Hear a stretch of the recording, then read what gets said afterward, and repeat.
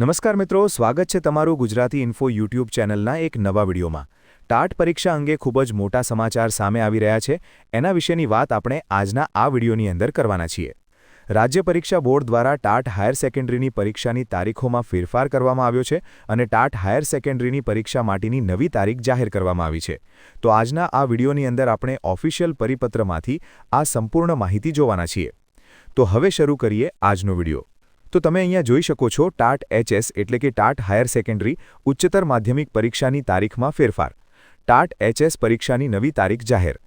તો એ માટે રાજ્ય પરીક્ષા બોર્ડ દ્વારા જે ઓફિશિયલ પરિપત્ર જાહેર કરવામાં આવ્યો છે એ તમે અહીંયા જોઈ શકો છો। રાજ્ય પરીક્ષા બોર્ડ દ્વારા તારીખ 5/3/2026ના રોજ આ પરિપત્ર જાહેર કરવામાં આવ્યો છે। એનો વિષય છે શિક્ષક અભિરુચિ કસોટી ઉચ્ચતર માધ્યમિક 2026ની પ્રાથમિક કસોટીની તારીખમાં ફેરફાર બાબતે। એટલે કે ટાટ એચએસની જે પ્રિલિમિનરી એક્ઝામ છે એની તારીખમાં ફેરફાર કરવામાં આવ્યો છે।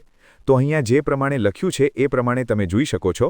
રાજ્ય પરીક્ષા બોર્ડ દ્વારા જાહેરનામું 29/3/2026ના રોજ ટાટ એચએસ પરીક્ષાનું આયોજન કરવામાં આવેલું હતું 29/3/2026ના રોજ।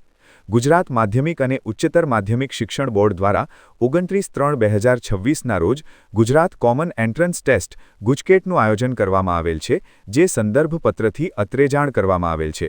તો ઉપરોક્ત પરિસ્થિતિને ધ્યાને લઈ શિક્ષક અભિરુચિ કસોટી હવે 29/3/2026ના બદલે તારીખ 12/4/2026ના રોજ આયોજિત કરવામાં આવશે। તો ટાટ એચએસની જે નવી તારીખ છે એ હવે 12/4/2026 રહેશે।